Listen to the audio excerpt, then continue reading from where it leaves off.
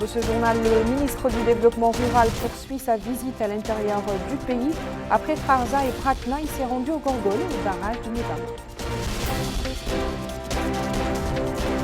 Le ministre de l'Équipement et des Transports s'enquête des travaux du pont situé sur la route de l'aéroport Mpoulsi et la réhabilitation de l'axe Nouakchott-Rosso. Le ministre de l'Hydraulique visite des centres de l'Office national de l'assainissement. Il s'assure de l'opérabilité du réseau de Nouakchott en cette période d'hivernage. Voilà pour les titres, bonsoir et bienvenue à vous. Avant de passer au développement de ces titres, le courrier du président de la République, Mohamed Cheikh Al-Ghazouani, a adressé aujourd'hui un message de félicitations au président du Gabon, Ali Bongo Dimba, à l'occasion de la célébration de la fête nationale de son pays. Le président a saisi cette occasion pour assurer à son homologue gabonais de sa ferme volonté d'œuvrer pour que les relations d'amitié et de coopération unissant les deux pays se développent et se renforcent davantage. Autre message de félicitations du président Mohamed Cheikh Al-Ghazouani, celui adressé à son homologue d'Indonésie, Joko Widodo, à l'occasion de la fête nationale de son pays également. Le chef de l'État a adressé pour cette occasion ses meilleurs vœux et la volonté de continuer d'œuvrer pour renforcer et développer les relations de coopération entre les deux pays. Là, je le disais en titre, intense activité pour certains membres du gouvernement. Ce dimanche, le ministre du Développement rural a poursuivi sa visite à l'intérieur du pays. Après le Trarza, le Brakna, il était au Gorgol où il s'est rendu au barrage de Nebam dans la commune de Xeilima. Compte rendu signé Malika Nekli.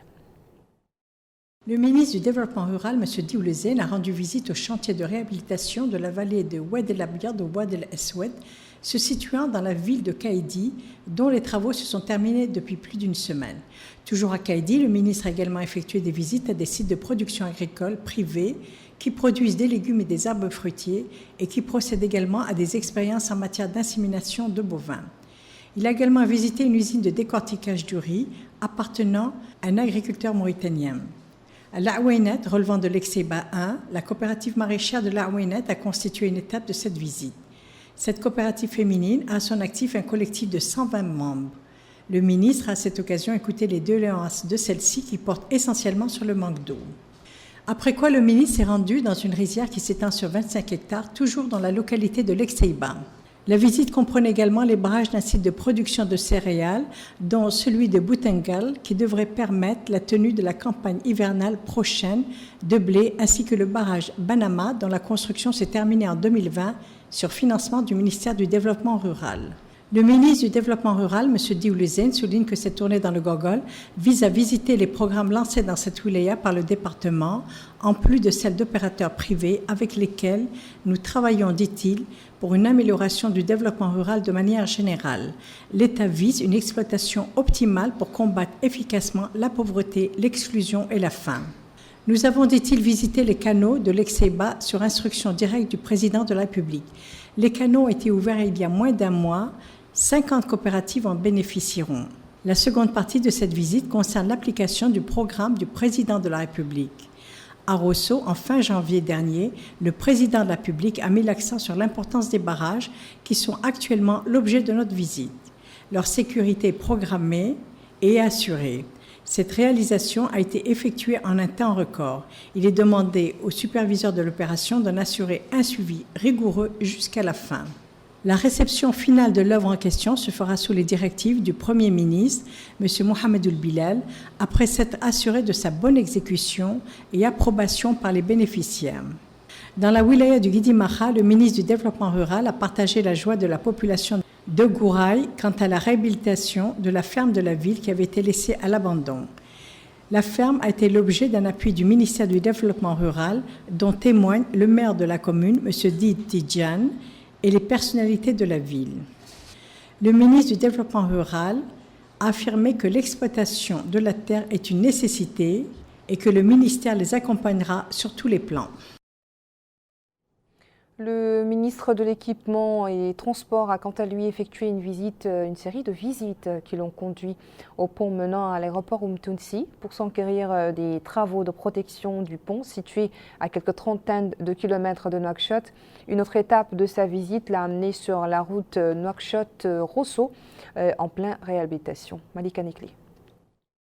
Au cours de la première étape de sa tournée d'inspection, le ministre de l'Équipement et des Transports s'est enquis en présence des responsables du secteur du bon déroulement des travaux effectués par les équipes sur le terrain. Ces travaux visent à protéger et à renforcer les bas-côtés du pont situé au nord de la capitale, sur la route de Nouadhibou et plus précisément à l'entrée de l'aéroport international. Le ministre de l'Équipement et des Transports, M. Mohamedou Ahmedou Mhaïmid, indique être venu au niveau de l'échangeur pour s'assurer de la bonne exécution des travaux selon les normes requises et dans les délais impartis. Ces travaux visent à assurer la protection et la sécurité des citoyens grâce notamment à ces protections. Nous avons pu ainsi constater l'avancée des travaux, dit-il. À la deuxième étape de sa visite, le ministre de l'Équipement et des Transports a pu voir de visu l'avancement des travaux sur la route Nouakchott-Rosso qui sera réhabilitée de 0 à 25 km au sud de la ville. Ce projet, déclare le ministre, est conforme au cahier de charge et répond aux procédures et normes requises, en l'occurrence 6 mètres pour l'asphalte et 12 cm de couche de gravier. Et ceci renforcera la sécurité de cette route et partant celle des citoyens. Les travaux de renforcement se poursuivent et le suivi est opéré par les parties concernées ainsi que le confirme ce responsable qui déclare qu'un contact régulier est mené avec l'entreprise en charge du projet et le laboratoire national des travaux afin de s'assurer que le projet est effectué selon les normes et dans les délais impartis. Les travaux ont été quelque peu retardés par les pluies qui ont causé des fissures sur les bas-côtés du pont qui ont été par la suite réhabilités. Nouakchott a connu ces derniers jours quelques averses qui peut-être en présagent d'autres. L'occasion pour le ministre de l'Hydraulique et de l'Assainissement de s'enquérir de l'opérabilité du réseau d'assainissement de Nouakchott. Accompagné de son homologue de l'Équipement et des Transports, le ministre a débuté sa tournée à partir de la Mourata de Talarzeina, Abdullah Damaba. C'est par la Moukata de Tafrak Zeina, au niveau de la wilaya Nouakchott-Ouest, que cette visite de terrain du ministre de l'Hydraulique et de l'Assainissement, Sid Ahmed Ould Mohamed, a débuté. L'objectif est de s'enquérir des travaux d'érection du réseau d'assainissement de Nouakchott afin d'évacuer les eaux de pluie de ces zones basses de la capitale. Ce déplacement s'est tenu en présence du ministre de l'Équipement et des Transports, Mohamed Ahmedou Ould Mohamed. Sur les lieux, le directeur général de l'Office national d'assainissement, Hamza Ould Amar, a présenté des explications détaillées sur ce projet d'assainissement au profit de cette Moukata. Au niveau de la wilaya Nouakchott Nord, particulièrement à Théaret, le ministre de l'Hydraulique et de l'Assainissement a aussi reçu des explications techniques sur l'évolution des travaux en cours pour la mise en place d'un réseau d'évacuation des eaux de pluie. C'est à El Mina, au niveau de la wilaya Nouakchott Sud, qu'a pris fin cette visite. Il a aussi reçu des explications détaillées sur les travaux de l'Office national d'assainissement dans le cadre de la mise en place d'un réseau d'évacuation des eaux au niveau de cette zone à forte densité humaine permettant de mettre à l'abri les habitants des inondations à la suite des eaux de pluie. L'objectif de ces travaux est de rallier les zones les plus basses de la ville de Nouakchott avec les réseaux existants afin d'aider à l'évacuation des eaux de pluie qui tombent chaque hivernage sur Nouakchott et qui créent une situation difficile pour les habitants. Alors, le deuxième site était au niveau de Théaret, donc au niveau du quartier administratif. Comme vous le savez, chaque hivernage, il y a eu l'accumulation d'eau de pluie, ce qui entrave un peu la vie active dans cette zone. Donc, il y aura un réseau de regards et des caniveaux qui permettra d'évacuer les eaux sur le système d'assainissement appelé chinois. Le troisième point, c'est au niveau de El Mina. Donc c'est pour aussi régler le même problème au niveau d'une zone qui est considérée la plus basse dans la wilaya. Donc c'est le même système, c'est les mêmes conduites, c'est le même système de drainage. Donc nous espérons que la mise en place de ces trois systèmes au niveau de ces trois wilayas contribuera à faciliter l'évacuation des eaux de pluie dans l'hivernage en cours et dans les saisons prochaines hivernales. Ce réseau d'évacuation des eaux de pluie de 31 km va à la fin des travaux rallier ces 3 sites précités au réseau central d'assainissement de la ville de Nouakchott. Le département de la Santé a annoncé l'enregistrement de 8 nouveaux cas de contamination au nouveau virus corona. Les services spécialisés du département ont déclaré avoir procédé à 124 tests, dont 59 tests de suivi, ce qui porte le nombre de cas de contamination par Covid-19 à 6 701 cas confirmés et 5 985 cas de guérison, ainsi que 157 décès.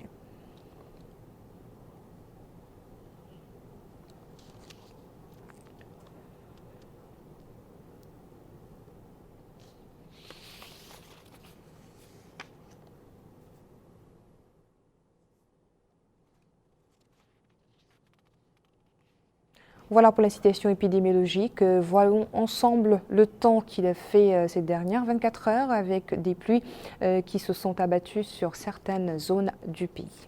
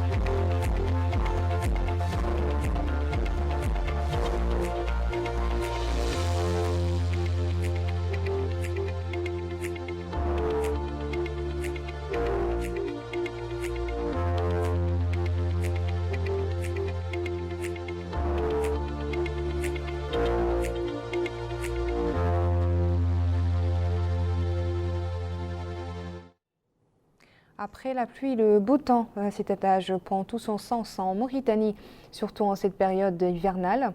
Dès les premières pluies, les citadins prennent d'assaut la campagne. Des moments de vacances et de retrouvailles que nous relate Abdullah Damaba.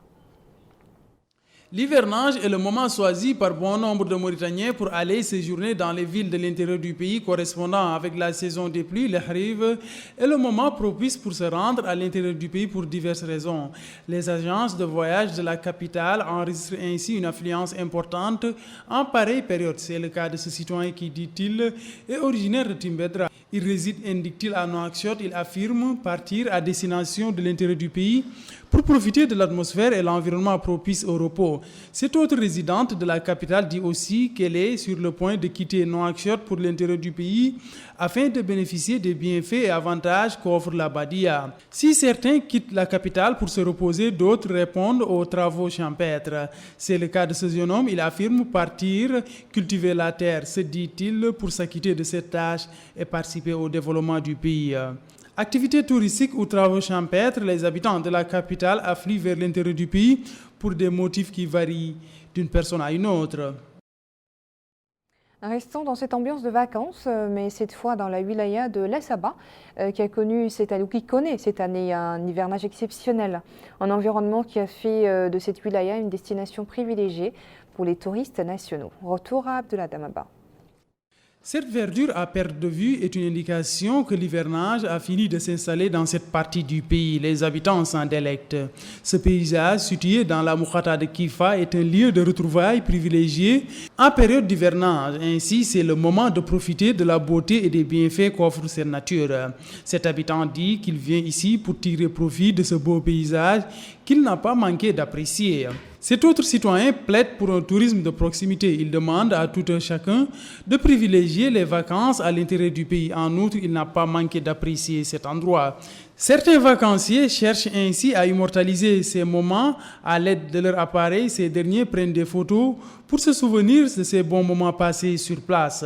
Cet autre vacancier déclare qu'ils viennent ici pour passer un bon temps. Avec la Covid-19, certains sont réticents à se déplacer, même si du reste, indique-t-il, ils viennent pour se reposer. Il conclut par préciser qu'ils respectent les mesures édictées pour faire face au coronavirus.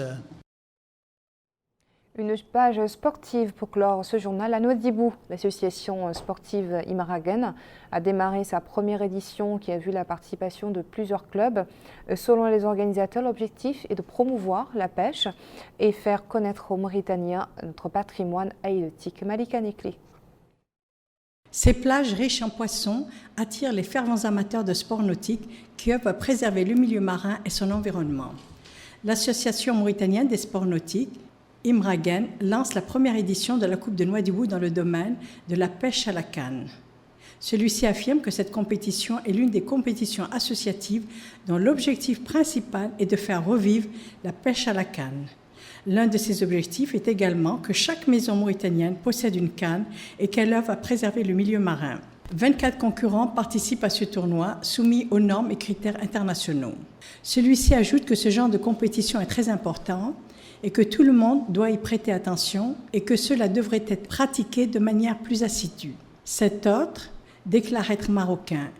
Je participe, dit-il, à cette compétition avec mon groupe. Ces plages sont splendides et j'invite tous les jeunes à investir dans le tourisme. C'est un sport génial, tout le monde devrait le pratiquer. Il n'existait pas auparavant, mais il a évolué ces dernières années. La première édition de la compétition de la Coupe de la pêche à la canne de Nouadhibou a débuté par la remise de coupes et de certificats aux gagnants par les membres de l'association, aux entreprises et acteurs qui ont contribué au succès de ce tournoi. L'association a organisé, en collaboration avec les associations et la Société nationale de construction navale, une campagne de nettoyage de la plage de la ville de Nouadhibou. Celle-ci a ciblé la plage de Cabanon qui connaît une augmentation des déchets due au nombre de visiteurs qui va en crescendo ces derniers temps. Voilà qui met fin à ce journal. Merci à vous de votre fidélité. Le rappel des titres. Le ministre du Développement rural poursuit sa visite à l'intérieur du pays. Après Trarza et Brakna, il s'est rendu au Gorgol, au barrage de Nebam. Le ministre de l'Équipement et des Transports s'enquiert des travaux du pont situé sur la route de l'aéroport Tounsi et la réhabilitation de l'axe Nouakchott-Rosso. Le ministère de l'Hydraulique visite les centres de l'Office national de l'assainissement. Il s'assure de l'opérabilité du réseau de Nouakchott en cette période d'hivernage. Merci de votre attention et bonsoir.